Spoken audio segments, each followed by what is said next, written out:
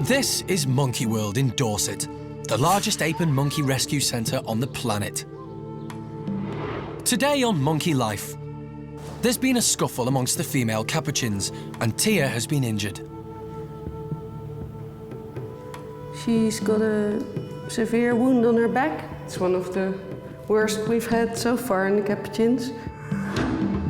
Orangutan Amy is heavily pregnant and very grumpy. And Alison has her last visit with Paulo, the baby woolly monkey she hand-reared.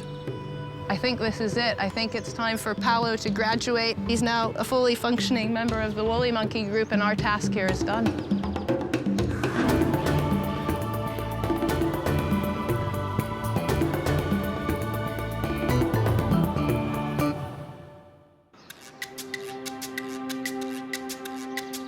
It's early morning at Monkey World, and down at the female Capuchin house, primate care supervisor Hannah has discovered a problem. We were just doing our morning checks as usual, and we noticed an individual not moving on top of one of the tube nest boxes, so obviously very concerned. We could see an injury on her back. Didn't respond to us calling, so got very nervous very quickly, but luckily she did start wandering around and I could ID her as Tien, and she's got a very nasty cut on her back. The culprit is unknown. It's obviously happened through the night. Tien has been rushed to the medical room, and after her fur is removed, park vet Femke can see the injury looks serious. It's quite a nasty cut. It's one of the worst we've had so far in the Capuchins. It's likely that Tien was bitten in an attack. The 88 Chilean Capuchins are still trying to establish their hierarchy, so have scuffles all the time. But Tien's injury is severe. The wound is dangerously close to nerves and muscles that control movement. There's some muscle and nerve damage, so I'm now removing the dead tissue. I'm going to see what I can repair. Dead tissue means the wound is infected, so Femke needs to thoroughly clean the area. I'm now looking if I can pull the muscle together again, or if there's too much damage. If the nerve and muscle damage can't be repaired, Tien could be left with a permanent disability.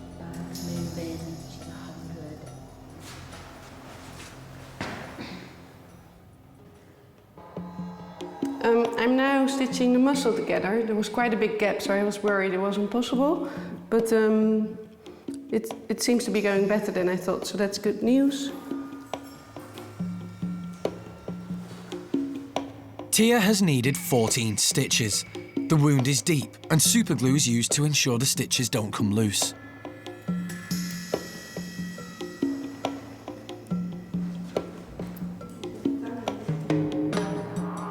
With the injury repaired, Tien must leave it alone to let it heal properly.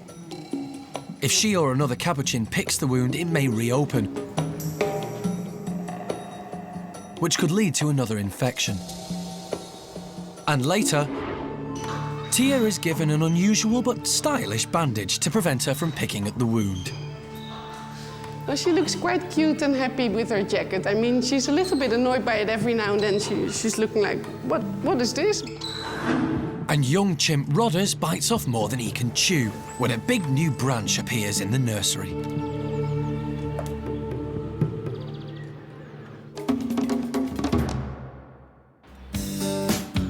It's breakfast time for the park's residents.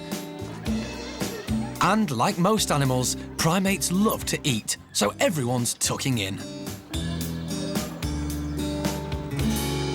And over with the orangutans, it's the time of day greedy Amy loves. But today something's up. She's not eating. The park has put fruit and honey high up on the platforms and poles, so the orangs can climb and work for their breakfast. In the wild, most of the orangs' food grows high in the treetops, and it's where they spend most of their time. But as Amy is heavily pregnant, she's finding it increasingly difficult to maneuver about the enclosure. and she simply cannot face the high climb to get the goodies. Which is good news for the other orangs in the group. They can take full advantage of Amy's lack of interest and are busy licking the enclosure clean, making sure they don't miss a mouthful. Captive orangutans tend to be lazy, so it's good to see them moving around and getting a bit of exercise. The staff will make sure Amy gets the food she needs and keep a careful eye on her progress. This really isn't like her, and it could be an indication that she's going into labour.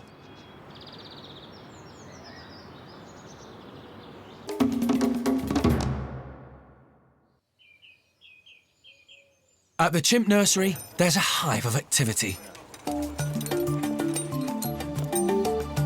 Little do foster mum Sally and her group know that they're about to get a new addition to their enclosure.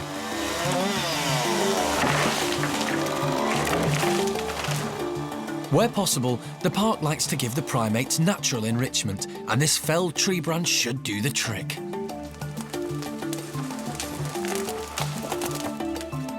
We were worried about a tree that actually is on the outside of the enclosure, but some very big branches were leaning over the overhang. So as a safety precaution, we've removed those. Now we're going to put them inside for something for them to play with. So we're killing two birds with one stone, really, and making sure the enclosure's safe, but also creating some new apparatus for the little ones to play with. So get that V over. So come further back this way, would you? And then feed it back. Everybody is sure that this large branch will keep the chimps amused and also encourage natural movement. Especially with the younger chimps in this group, they're still learning how they move around and what works and what doesn't and how adventurous they can be. So it's nice to have something different that moves and gives and that they really have to test their strength and their agility with. The nursery is mostly made up of youngsters, but at around 3 years old, they already have the strength of the average human man. And they are destructive. So the team work hard to make this tree chimp-proof, convinced they will really enjoy this new play area. A chimp's primary sense is sight, and when the group come outside, they can immediately see that something different and very large is in their enclosure. So most of them decide to proceed with caution. But dominant female Sally is feeling brave and leads the way for the youngsters. She inspects it. She snaps some twigs off it. She works out that it doesn't taste very nice and it's not harbouring any hidden treats, and then runs out of things to do with it. So she gets bored. It's clearly not anywhere near exciting enough for her. And young Rodders should have taken tips from his foster mum and avoided eating the branch, as trying to break the branches with your teeth is clearly quite painful. Lulu is with Sally on this one. She knows the branch isn't hiding any treats either, so they're both on the lookout for something else to do. For a while, it looks like all the hard work of the primate care staff has been in vain. But then, who shows up but cheeky youngster Brian?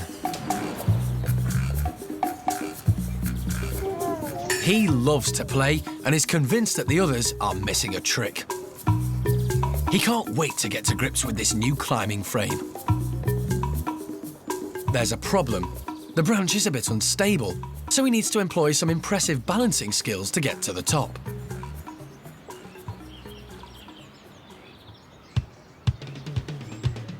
But once he's found his feet, there's no stopping him. Brian puts the tree to the test, and it makes an excellent chew toy and climbing frame.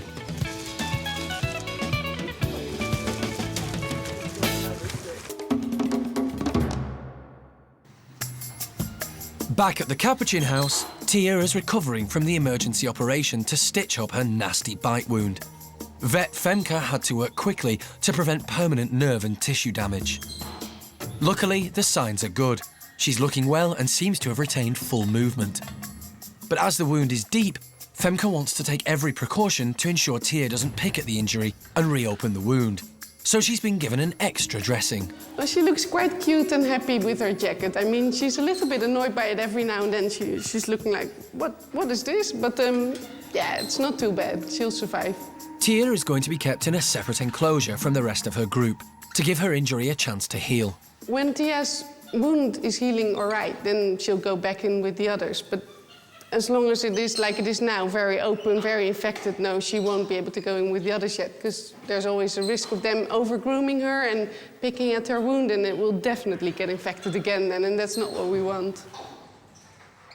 As well as having a new safety bandage to wear, Tien is also on a variety of medication. Tia is on antibiotics right now for the infection and also on some pain relief. And we've also put her on some medication to keep her a little bit drowsy so she won't mess with her bandage and wound too much. So hopefully she'll just relax and the wound will heal. Tien will keep this bandage on for 10 to 14 days, and the wound should fully heal in around 4 weeks' time. It's a new day at Monkey World in Dorset, and staff have woken to news about pregnant orangutan Amy. Primate care staff had kept a careful eye on Amy since she stopped eating the day before. And in the middle of the night, she went into labour and gave birth. Her movements were captured on CCTV, which was used to monitor her during the pregnancy. But sadly, things didn't go according to plan. This morning, Jeremy came in and found Amy in bed alongside of her infant, but it was dead. Really tough time for all of us, and I start to get quite choked up even thinking about it. You know, it's an individual that we never got to know. We were doing late-night checks before everybody went home in the evening, and very early morning checks, knowing that most of the births of monkeys and apes occur in the middle of the night. And we knew that she was due any time, and she was becoming enormous, so it seemed like, you know, the baby really was due and potentially overdue. You know, we were hopeful that we would get a healthy baby out of it, but it wasn't to be this time. The CCTV footage shows that Amy had a quick labour, but straight after the birth she turned her back to the camera, and no one really knows what happened next. Really, it's hard to tell exactly what state the infant was in when it was born. Was it perfectly fit and healthy? Probably we'll never know. Because of Amy's lack of maternal skills, the park did all they could to prepare her for motherhood. Amy hasn't been a good mother in the past. We had to hand rear Gordon. There was one infant before that didn't survive. We had hoped that at least we would be able to get the infant out healthy and alive. And if we had to hand rear it, so be it. We didn't need Amy to care for the baby, but we needed the baby fit and healthy. And sadly, we weren't able to come up with that on this occasion. Orangutans can suffer from postnatal depression, but Amy has been through this before and is recovering from the trauma of giving birth. I suspect Amy's a pretty sort of tough lady, that she's not going to actually need a whole lot of care and support, but we'll give her some extra antibiotic cover just to make sure there's no infection left behind, because birthing is quite a traumatic event. We'll have to get all of that in our heads, get her ready and fit to join the others again, and then consider the future. We just have to look at it and learn as much as we can from what has been a rather sad event. Later, Alison makes her last visit with a baby who is flourishing, woolly monkey Paulo. He feels his place is here with the woolly monkeys, and that's exactly what we wanted to achieve.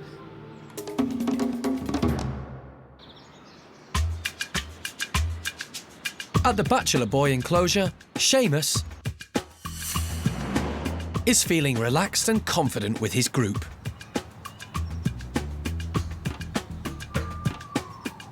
He's now living with all 14 boys, and life is good. We were always very hopeful that Sheamus would come down and get on really well with this group. His nature, his playfulness, his boisterousness, his cheeky side really does lend itself to this group and the guys in here. Also, I think Sheamus has actually matured a lot in the last couple of years. At the start of the introductions, he was fairly nervous with the individuals, but towards the end, he'd actually just start to hold his ground, not react to them. If he starts to scream and run off, they think it's brilliant, it's someone to chase. But because he held his ground, they actually came over to him, made the first move, initiated contact, and from then on, really, everything was quite smooth. Before moving to the Bachelors, Sheamus lived in the nursery and was spoilt rotten. This means he would often get more than his fair share of the food and was piling on the pounds. But since moving in with the Bachelors, Sheamus has slimmed down. Sheamus has actually lost a lot of his belly since being in the nursery. Obviously up there he could actually dominate all the food and take pretty much what he wanted. Down here he has to compete with the other guys, and Lowe's doing very well at that. He has thinned down a little bit. He's looking pretty much spot on now where we'd hope him to be. So we actually just give him the odd extra just to make sure he actually maintains his weight now. But no, he's looking a much better chimp these days. Sheamus may have lost the weight, but luckily he hasn't lost too much of his cheeky and lovable character. Still very playful. You see if there's any kind of trouble, he'll actually be involved right in the middle of it. In general, it's been a positive move for everyone. It's actually really sort of buoyed up the group. Having a younger chimp in there has made it them all much more playful. And he has to learn how to actually behave in a group situation where he's not the centre of attention, he's not king of the hill anymore. He's done really well at it, he's picked it up. He can read the signs of chimp body language now, so we're really, really are pleased with his progress.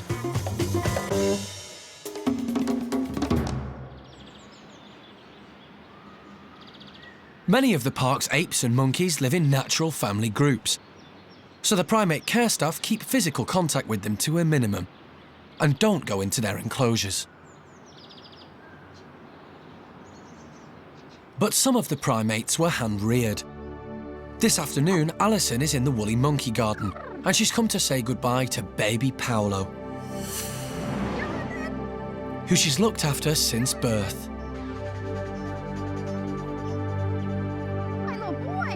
And even though his new enclosure is rather large for this little chap to tackle, the lure of mango and seeing his old foster mum is just too tempting.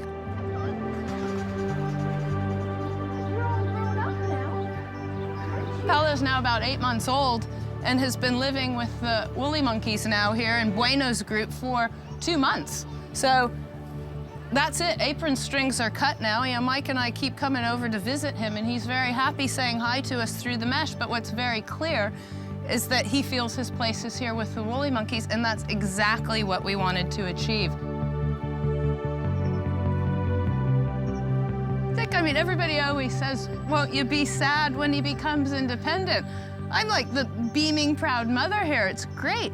Not only is he sort of reluctant to leave like the security of the house and all of the others who are over there, you know, he wants to see me. Clearly, he's very happy to see me, but I think he's more happy to see the mango. Aren't you? He's a proper, confident little man who knows what he wants, and that's to be with others of his own kinds. Paulo is the second woolly monkey to be hand-reared at the park. In fact, he's one of only a few successfully hand-reared woolly monkey babies in the world. We're pleased as Punch. It steads well for the breeding program. It means we can continue to breed monkeys here and know that we can meet their needs, whether they be mother-reared or hand-reared. And that's quite important because right now the captive woolly monkey population worldwide is non-existent. These captive breeding programs are important for the survival of the species too, because populations in the wild are also dangerously low. Paulo is really flourishing, but he's still a baby, so the park will need to keep a close eye on him. He's still very young. There are still things that could go wrong. He could get a cold or a flu. Being just a kilo in weight, really, that could be a difficult situation for him. So we're not going to be too cocky yet, but I think this is it. I think it's time for Paulo to graduate and for us to all say congratulations that he's now a fully functioning member of the woolly monkey group and our task here is done.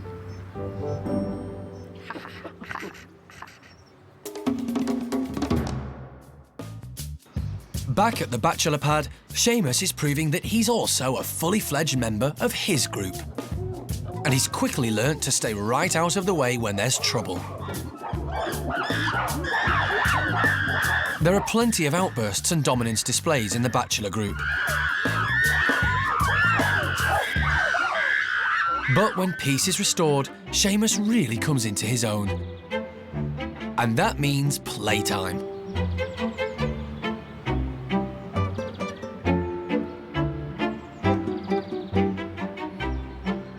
The Bachelors are really just a bunch of overgrown boys.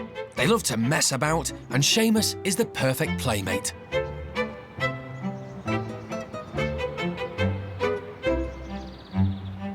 The 9-year-old is much smaller than the rest of the group, and they all love him because he isn't a threat. In fact, the group can't get enough of Sheamus.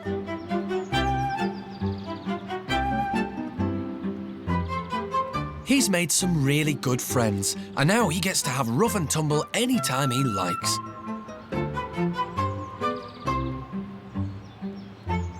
And with chimps that are just as silly as him.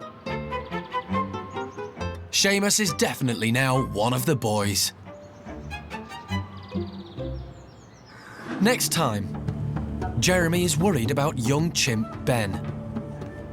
He had a wound on his foot, which wasn't too horrendous at all, but it's actually become infected. We've got this very badly swollen skin loss and inflammation. In Paddy's chimp group, baby Bart is always on the go, and he's testing his mum's patience. And pregnant woolly monkey Pakita is huge. The team are getting concerned. Pakita's still not had her baby. She's keeping us all on tenterhooks. At the moment, her baby bump is enormous. We don't really think she can get much bigger than she is. Okay.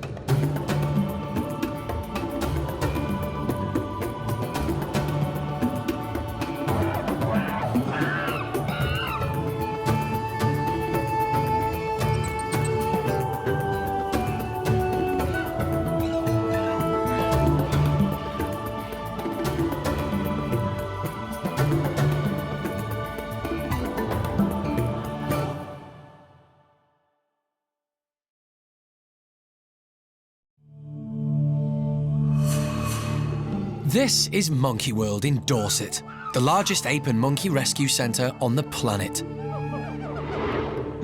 Today on Monkey Life, Chimp Ben has a nasty foot injury and Jeremy is worried.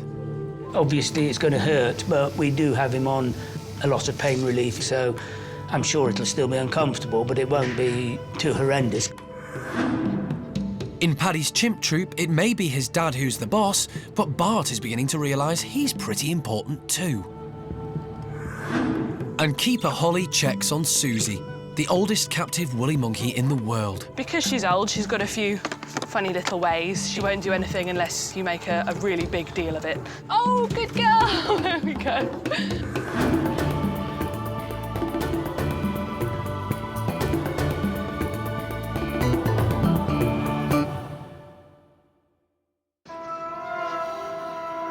Monkey World is home to 248 primates. Each and every one of them needs to be cared for when they get ill or injured. Inside Hananya's chimp house, animal director Jeremy is checking up on Ben, who has an extremely nasty foot infection. He had a wound on his foot, which wasn't too horrendous at all, quite a normal chimpy sort of wound on the foot. But it's actually become infected. We've got this very badly swollen skin loss and inflammation. The wound started as a tiny cut that he got during one of his meetings with alpha male Hananya. But unfortunately, his foot rapidly became swollen and infected. And on top of that, Ben won't leave it alone. Don't do that. It's a major setback for Ben's introduction to Hananya's group, just when the meetings were starting to show some promise. However, Ben's health is now the priority. Jeremy needs to ensure the blood is still circulating to Ben's toes. If it isn't, he could lose them, or worse, his whole foot. Have a look at your foot. Go on. Let me feel how warm your toes are. This one is the coldest. And that one isn't quite so cold. Poor little boy. Even though it's a bad infection, chimpanzees are very resilient. He's been remarkably well, because as you can see, it's a pretty horrendous thing. He's getting a bit tired now, but he's eating well, and he's, you know, just giving a bit of TLC, which is a bit of... He likes this. You know, this is obviously going to help him. Obviously, it's going to hurt, but we do have him on a lot of pain relief, so I'm sure it'll still be uncomfortable, but it won't be too horrendous. You know, the fact that he's eating, the fact that he's communicating with me and everything else is a good indication that it isn't too bad at the moment. But an infection this severe isn't going to get better by itself. So the park's vet has prescribed antibiotics for Jeremy to administer. You all right with that? No, it's OK. No problem. Ben has never had an injection before, and he's a bit scared of the needle. But with such a bad infection, it's vital that Ben gets treated one way or another. Give me your arm. Come here. My options are to hand inject him with a syringe or to dart him. Well, obviously, a hand injector is nicer than a dart. But if I can just get him comfortable with this, it might just give me the edge to... See? It's only a bit of a... No problem. There, look. There. Good boy. See? That didn't hurt. I didn't even touch you. Jeremy knows how important this injection is, and he's not giving up yet. Oh, huh? You got half your foot hanging off and you're worried about that? What you like? See? This is not the first time that Jeremy's had to deal with a serious infection. No, you're not allowed to eat it. 18 months ago, over in the Bachelor boy enclosure, 24-year-old Jimmy had an equally nasty injury. Just like Ben's foot, it started as a minor wound, which became infected and got much worse as he picked at it. Jim leg. Good boy. But because of Jeremy's unique relationship with the animals at the park, he could get up close with Jimmy to ensure he had the treatment he needed, often risking his own safety. I reckon I can go in with him. And now Jimmy's knee has fully healed, and he seems to have put his troubles behind him. Hopefully, Jeremy can do the same for Ben and help him pull through. But later, Ben can't overcome his fear of needles, so Jeremy has another idea. Just playing with this syringe here, it's just not going to happen. Whereas if I can lull him against the mesh and then one of the girls can trick him. And orangutan Dinda struggles to overcome a bad case of vertigo.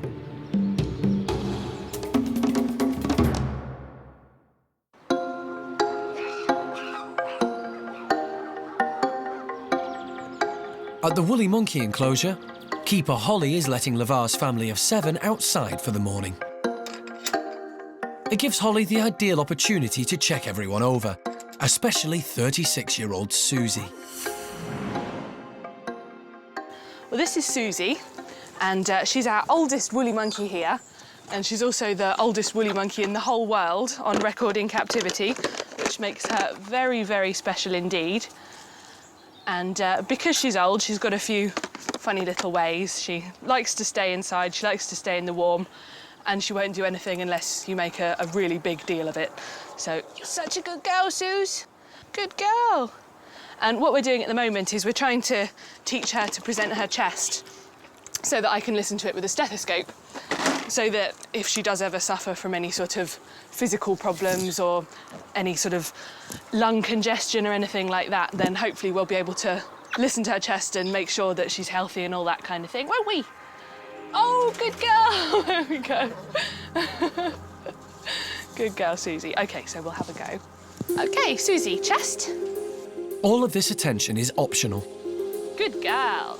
That was... And Suzy can walk away at any time. But with grapes as a reward for cooperating, she decides to stick around. She seems to get quite a lot of stimulation out of it, and she seems to enjoy the contact with the keepers and obviously the amount of grapes she can be rewarded with. So all round it's interesting for her and it's beneficial for her health. OK, Kuna. Hand? This form of training gives Holly the chance to inspect everyone for cuts and grazes. And she also gets to check out mum-to-be, Pakita, and her unborn baby. Hand? Woolly monkeys' pregnancies last for around 5 months. And although it's hard to pinpoint when Pakita fell pregnant, Holly suspects that she is long overdue. Pakita's still not had her baby. She's keeping us all on tenterhooks, but as you can see, she lets us examine her bump every day, and we can, until she has enough, and we can feel where the lumps and bumps are. We can check that the baby's moving, and if it stops moving, we've got our little sort of emergency plan to make sure that her and her babies are okay. Pregnant woolly monkeys in captivity can suffer from stress and high blood pressure, and this can cause complications during labour, known as preeclampsia. So Pakita may require surgery to deliver the baby. If we find that the baby hasn't changed position for 2 or 3 days, then we'll start to worry, and we'll either sedate her and give her a scan or actually perform a C-section caesarean. But at the moment, her baby bump is enormous, it's solid, and we don't really think she can get much bigger than she is. But surgery will only be used as a last resort. Hopefully, Pakita will give birth naturally, and sometime soon.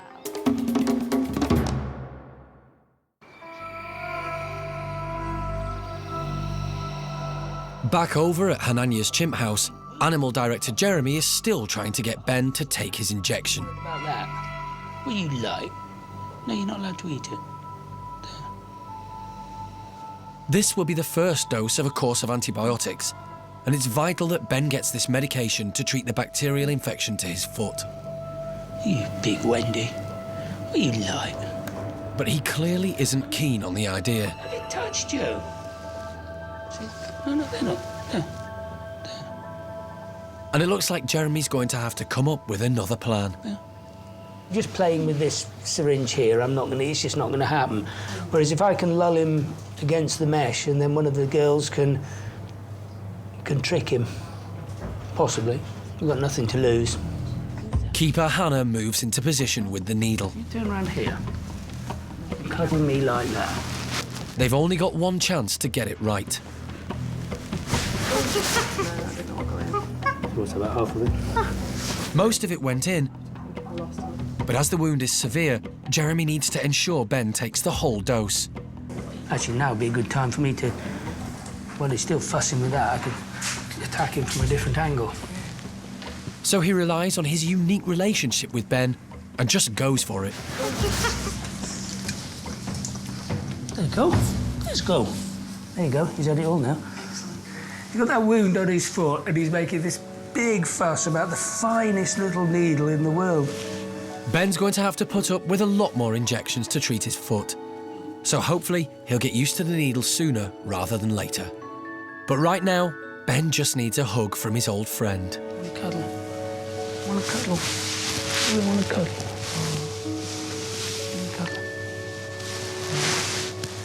Poor little boy.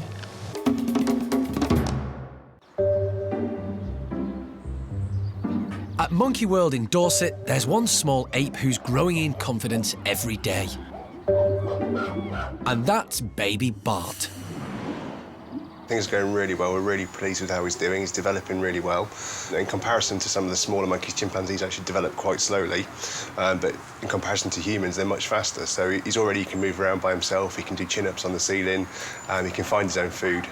So he's doing brilliant. His canines are just starting to come through. So really, it's been quite a productive year for Bart. He's come a long way. As a baby, Bart has a very privileged position within Paddy's group. And this is clearly signalled to the other chimps by the prominent white tuft on his rear. Basically, it's there so the females can actually locate them. When they're in the forest, it means they can keep an eye on them, and it also is a sort of a signal of rank. As he grows up, that'll actually disappear, but whilst he still has it, he can actually go and take food off any members of the group.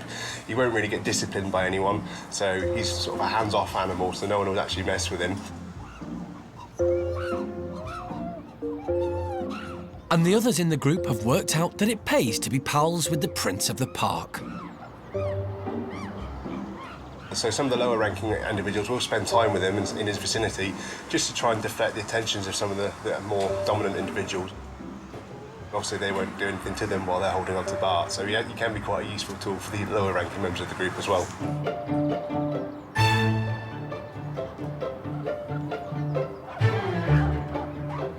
Not only have the lower-ranking members benefited from Bart's arrival, But it's also had an amazing effect on Mum Suzy's popularity.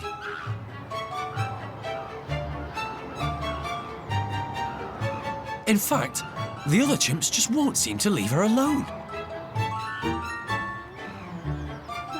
It looks like Suzy is fast becoming the most popular chimp in the troop. Or is that second most popular?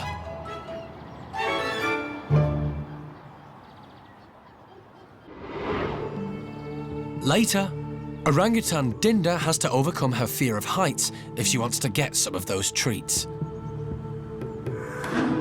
And just why is woolly monkey Pakita looking so tired?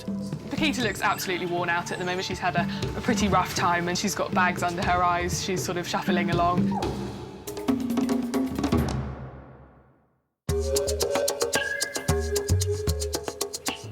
Down at the gibbon house, and golden cheek gibbon youngster Tien is outside in the trees with Mum Peanut and Dad Pongyo, and he's growing up fast. Tien has grown so much so quickly. He's just his father's spitting image now. He is far more independent. He's flying around in the trees. Peanut's having trouble keeping up with him and keeping him under control. He's been making some decisions for himself as well. If he wants to stay out and play a bit longer, Peanut has to chase him around to pick him up and bring him in for dinner. But he's grown fast and he's doing so well. Golden cheek gibbons have one very special characteristic. As they grow in size, they also undergo a colour change. This trait is unique amongst apes. Both males and females are born blonde, which is good camouflage for the defenceless youngster as it clings to its mother's belly.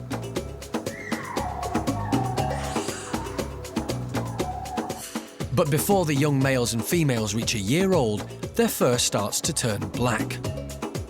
Tien began this transformation a while ago. He started his colour change at about 8 months of age. We first saw the first whiskers. He sort of got a little black moustache and his chin was going dark. But those are the very first indications. So it's taken him quite a while to change colour.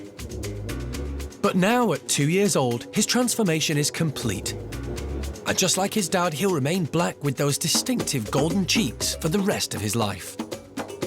But the young females go one stage further. The females go through a second colour change and end up completely blonde with just a black cap on the top of their head. Tien's mum Peanut went through this transformation 4 years ago. Over 11 months, she went from black through a brindled colour to golden. Tien may still be dependent on his mum, but now there's no mistaking who's who.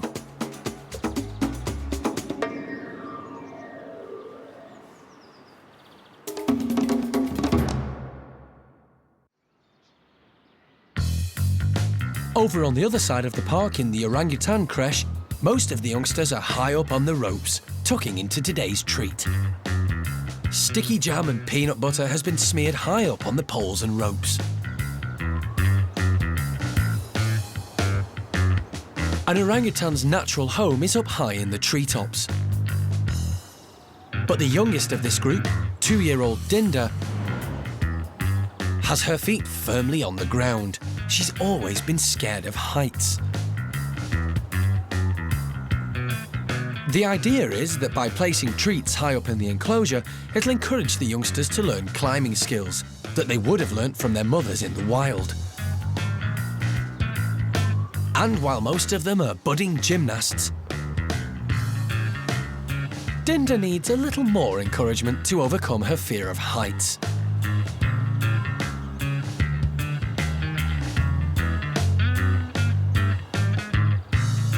But she's not getting it from foster mum Ame.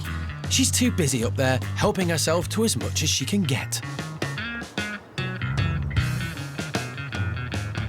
It doesn't matter how hard Dinda licks, there's nothing down there.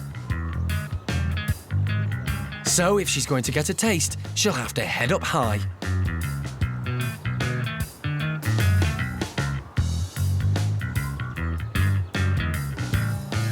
Little by little, she moves up the ropes.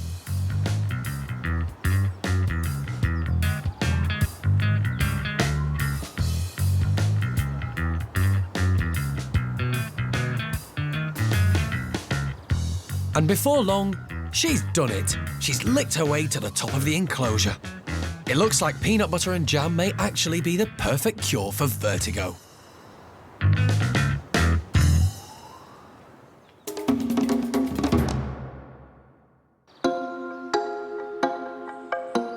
In the woolly monkey house, and there is wonderful news. The big event that the park has been waiting for has finally happened. Pakita has given birth to a healthy baby boy. Pakita looks absolutely worn out at the moment. She's had a pretty rough time and she's not been a mum before, so this all takes quite a lot of getting used to for her, and she looks very tired. She's got bags under her eyes. She's sort of shuffling along, trying to learn how to be a mum and how to support the baby, and it'll take a while for her to get her rest back, but she's doing okay. There have now been 6 woolly babies born here at the park. Really, they're way too big for him. Unfortunately, not all the mothers have cared for their offspring, and some have had to be hand-reared. But so far, things are looking positive for Pakita. Although this is her first baby, and it's only a few hours old, she's giving every indication that she's going to be a good mother. We're keeping a very close eye on her, but at the moment all of the signs are very good. She's caring for the baby, she's carrying it round. We've heard sucking noises, which may be suckling, but again, we don't want to make assumptions, but it's going to the toilet as well, which is a good sign that milk is passing through it. She seems to have really good mothering instincts. She's constantly checking he's okay, perhaps even more than she needs to. She's cleaning him, and every time she moves around, she's sort of super cautious. If she needs to hang on with her tail, she supports him with one arm, and if her tail's free, she'll tuck it between her legs and press him up to her belly. So as far as his safety goes, I think he's doing pretty well. As with all newborns, Pakita's youngster is extremely vulnerable. But Holly knows what signs to look out for if things begin to turn for the worse. As far as the baby's health goes, we want to make sure that it's strong, that it's holding on well. Pakita's got a very long abdominal fur that it grows specifically so that babies can cling on to their mothers. We want to make sure that it's clinging on tightly, it's not just her supporting the baby.